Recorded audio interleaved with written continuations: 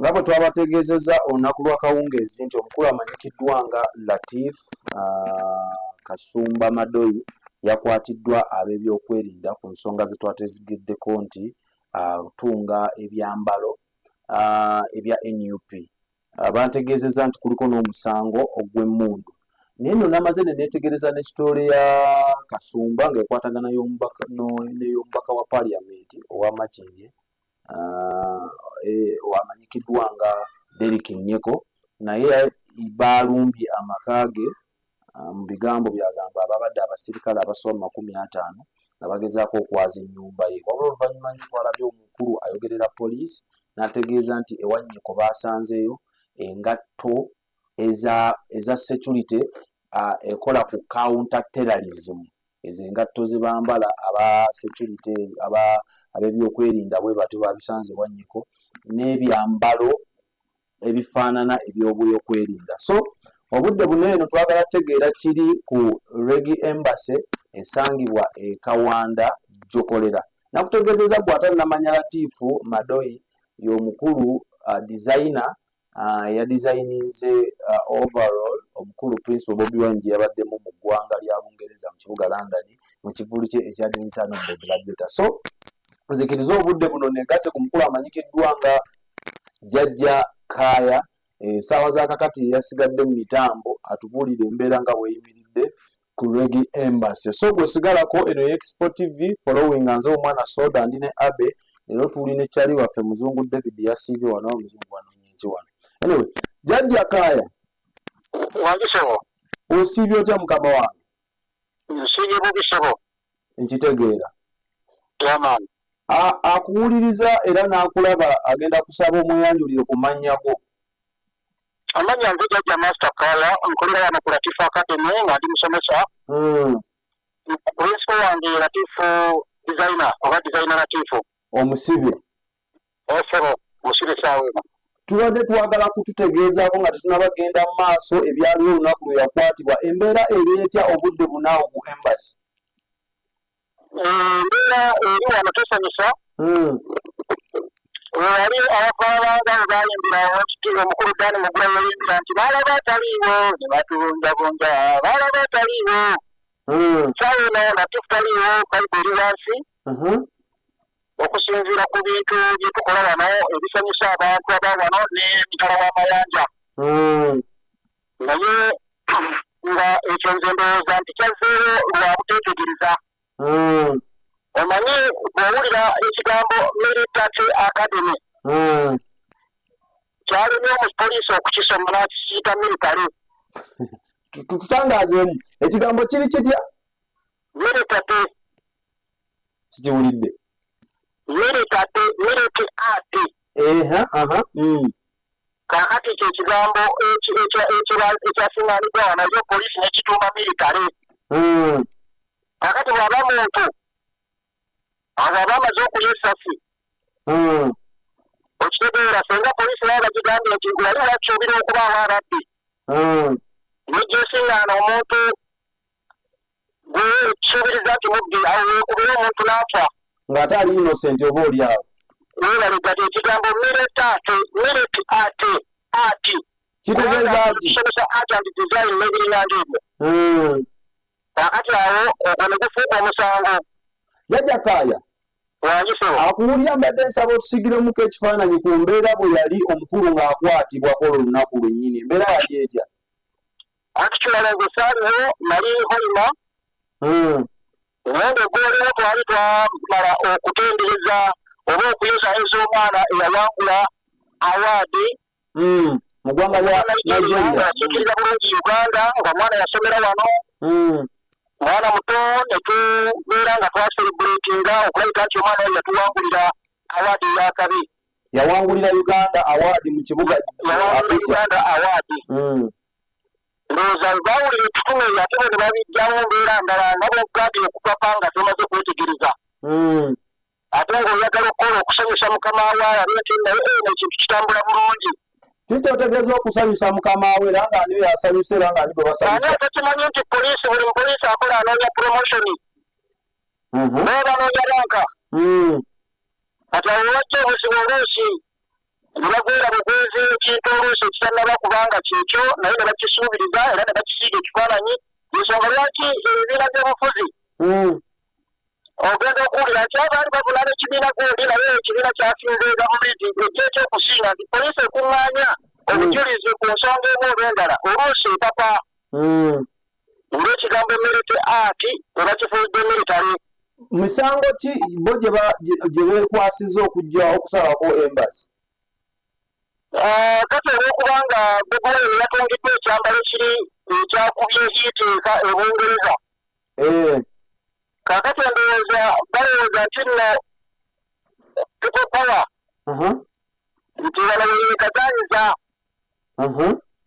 so nga ddala ekyamazima kiri nti buli muntu yenna olw'endowooza ez'enjawulo asobola okujja wano n'afuna ekyambalo n'atungisa kyonna ky'ayagala kubanga lino essomero ate nga bulikola. Lwaki mubiteekamu Bobi Wine nga bali baategeezezza okusinziira ku kye nawuliddeko nga bagamba nti mutunga ebyambalo ebyefaananiriza ebya security? Kati mulwaki muyingizamu Bobi Wine awo? Akati ffe tukola art ne design. Bw'ogenda okulaba empale z'abasirikale nga si ze zimu mu design zaazo n'ez'abantu aba bulijjo. Oba olyamu. Ezaale bazambala na ziyisa waggulu kakati ovulo. Ovulo okitegeeza abasirikale, ovulo okitegeeza eringa kazuula. By the way ne bamakanika mwe babeera. Okitegeeza kakati nze nkugamba nti bali abaagala okufuna okwongera amayinja.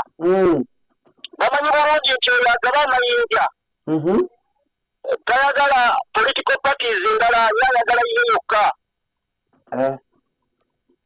Olaba ebyobufuzi bwe biyingiramu olwambeera nti oli alina obuyinza bungi nnyo obugabira buli omu promotion awo ebintu ebyonoonekera naye nga bwe tuli basomesa era tuvunaanyizibwa okuŋŋanya abapoliisi n'abantu abalala nga bwe kyetaagisiza nyimba ze tukuba zigamba ziti era bwe mubeera meseji oluusi omuntu gy'ayinza okuwulira ng'alina kabbira ke n'abaako engeri gye yeezimba omwoyo gwe. Latif, Kaaya.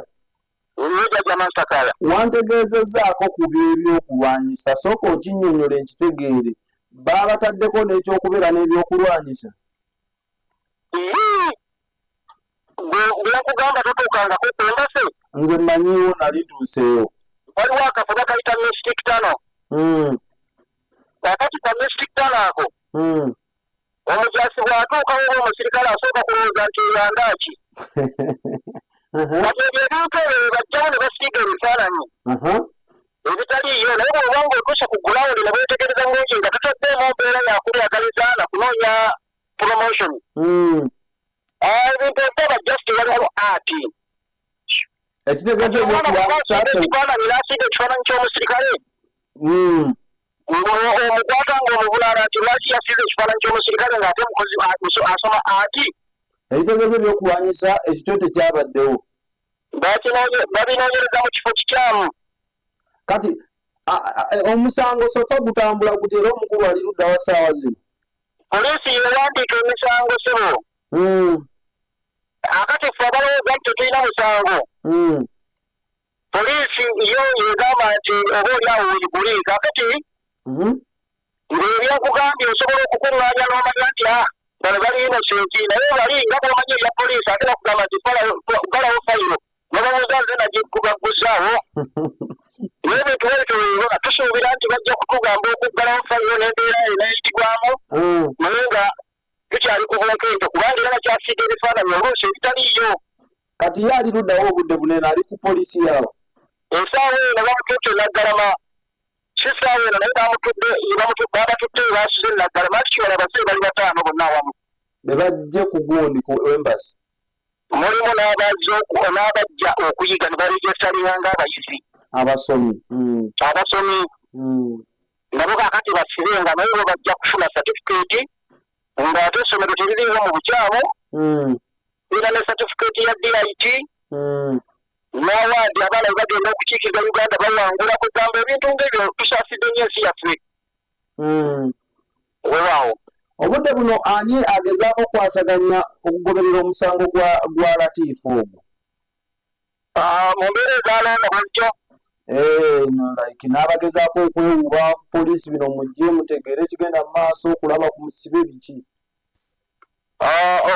mu butuufu bw'ensonga looya ali mitambo gy'omusango gwa Latifu sijja kulimba nti mumanyi olw'ensonga bangambye nteeke nnyo eriiso ejjejji wano ku Red Embassy oba ku Latifu Academy so ebyeri mu kkooti sinaba birumba sikulwanga nange ngenda ne bagamba nti oyo yayimba ng'amuwaana nebeefuula abakola ennyo mu kukwata oyinza okubange bankime wano munnange mbaako bibambuuza naye nga sirowooza nti nno ndiko ensobi yonna ndabika ndi innocent ekitegeeza security yeeyongedde okuba ey'amaanyi awo ku embassy wano security okusingira ddala Katonda gwe twekwasizza beri ng'atuwa amaanyi n'obukuumi bali abo bajjeko okuba babukozesa bubi okutwaliza awamu abuwaanya bwemmwe abuwa abantu abalala abeeteeseteese okulabika nti nno ebintu babitambuza mu mbeera ematiza ngaani gwolaba sawa yairo mu Uganda osoma military mukulu Kaaya wangisebo musawa yayo mu Uganda ani gwolaba yeeteeseteese Katonda waba agambye nti ono abeewo gwayinza obbuwa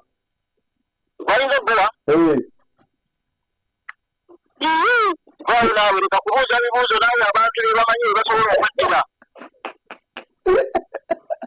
Jjajja Kaaya wangisebo ekikolwa kino ekyatuusiddwa ku mukulu Latif Kasumba tekirina nteekateeka ze kyalinnyeemuze oba ezagootaanye mu budde buno zagootaanye nnyo kubanga abantu talina kati abantu babadde bajja nga babeera ffe wano naye kakati abantu batya bagamba bitujja gendeye poliisi etukwatiriyo kakati ebyo byonna kugootaanya bizinensi oba nkulaakulana ya kitundu okutwaliza awamu n'eggwanga lyonna pozi mwena kataleke kazi njagala kwerekereza siyinza kwerabira kutumira mukulu soda gwe gwembadde njogera nawe wadde mbadde njogera naawe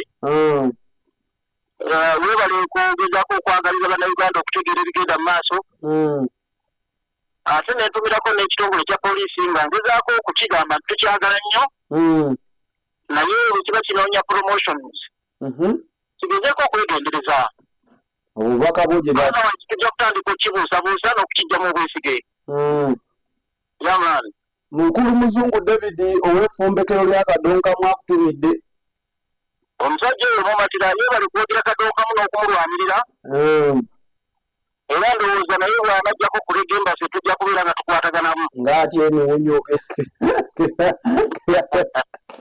teyawulidde naye atyayo bayinza omulesa teepu ze ng'ate tanafuna musikakuze bulungi twala mu maaso nsonga za kadongo kamu naye kano kalowoozo nti ffena tujja kufa esewo sikolima okwo kyatulate kirungi omuntu afiirire ensi ye okusinga okufa ate wakiri bw'ofa firimu olugo onoonya kugattako okuleeta muntu mulala mu nsi naye okusinga okufa omusujja okufa ssenyiga bintu nti ebyekisiro ng'ebyo omuntu yandibadde afiirira ensonga ng'egatta ku ggwanga lye kale tweyanziza nnyo tweyanziza Jjajja Kaaya tujja kuba tukunoonyaako ku nsonga ez'enjawulo ezinaaba zigenda mu maaso omugagga atuwa obulamu kuba abantu abaagala Latifu baagala nnyo following ensonga bangi bavuddeyo ne balaga eddoboozi lyabwe nga baagala omukulu ateebwe wewaawo so basebo ne banyabo abafollowinga Expo TV omukulu bw'ati bwagezezaako tutegeeza Jjajja Kaaya. Jjajja Kaaya omukulu oyo atambula ne jjita musajja alina ebitone bingi yali muyimbi asobola okuba ebivuga eby'enjawulo ate obudde buneeno mukulu Latifu yamugattako ekikolwa ekirala kati mutunzi asobola bulungi okutunga era obudde bwa kakati yali mu mitambo gy'essomero atera nnyo okutambula yoyo abe gwakulengeza awo twali tumukyaziza ku kyano yaffe eri yasooka eya Mwattu n'atukuba endongo akayimba akaagawalagana mu nkoola so omusajja ali eyo ku embassy ajja kuba tutegeeza nga ebigenda mu maaso bantegeezeza nti kati omukulu ali Naggalama nteeza liri ku Kayunga ngodde e Kayunga eyo twali manyiranga komera lya Besigye anti buli baakwatanga bwe bati ng'etunulayo nga bamutwala Naggalama. So twongere omusabira nga bw'okyeyalinga nga bwe nkujjukiza minywanyi gyaffe abalungi ennyo aba Cambridge Junior School bano basuufu nnyo beekwateko mu kadde kano ke tuliko. Leero ennaku z'omwezi ziri 15 nategeezeddwa nti ennaku z'omwezi 27, 26, 25 abaana bajja kuba baddayo ku masomero. So kuba mangu ennamba z'essimu ezizolaba wansi eya waggulu ya MTN wansi Airtel ziri ku WhatsApp. Oyogere n'abakulu b'essomero bakutegeeza ebisingawo. Mwe abali ebweru w'eggwanga twala omwana wo ku ssomero asome nga tewali kimutaataganya. Nga naawe omuzadde emirimu gyo tebagitaataganya ndi ate omwana yalwadde kirombo ate omwana kikino eno. Essomero lijjanjaba abaana lirina sick bay ey'omulembe ennyo ate basobola okwogera naawe omuzadde directly. Omwana kasa omutwala ku ssomero n'owaayo school fees ze banagamba zemmanyi nti zijja mu nsawo yo, ebisigadde ebikozesebwa bisanga ku ssomero. Music, art, kuwuga mupiira byonna ku ssomero babikolako nnyo. Ssente osobola ozitambuza ng'ozissa mu El Shaddai Money Service International. Bano balungi nnyo mu kutambuza akasimbi. Tukolaganye nabo almost tugenda mu myaka 10 nga bannayuganda batambuza ssente ziyingiza mu ggwanga Uganda n'ozifulumya. Nabo bakubireko bakuyambeko. Mwe abali e South Africa ate ekyabo kiralamuko abaagala osiba enviiri, kulya ku mmere ya wano, kusala, kusiiga njala, byonna kwekwata aba El Shaddai bakubireko ku nnamba yaabwe edolaba wansi awo. Balina office mu kibuga Kampala n'eyo e South Africa. Bakubireko batambuze ssente, bakolagana ne banka ezisinga okuba ez'amaanyi mu ggwanga lya South Africa. Mpozi naffe bennyini aba Alpha Media Production yeffe bennyini. Alpha ye expo era abakozi abagenda okujja okola ku mukolo gwo bw'otandabako ojja laba Abe na ttiimu endala enene gye tukola nayo. Tukwata emikolo, video n'ebifaananyi eby'omulembe ennyo ne tubikuteera ku flashes, discs n'ebyo byonna by'omanyi simanyi CD. Ebifaananyi tubikuba ne tubikolako bulungi nnyo ne tubikuteera mu albums ziri eziriko ez'omulembe guno. So tukubireko buli kika kya mukolo, kwanjula, simanyi mbaga, simanyi birthday, simanyi tujja gundi, mugagga aleese yeefiisiza, zonna tugenda kuba tuzikwasaganya kuba ku nnamba zaffe embeera etambule maliraadi sana. Mbadde ne Abe, Mukama Katonda omulungi abatukuumire.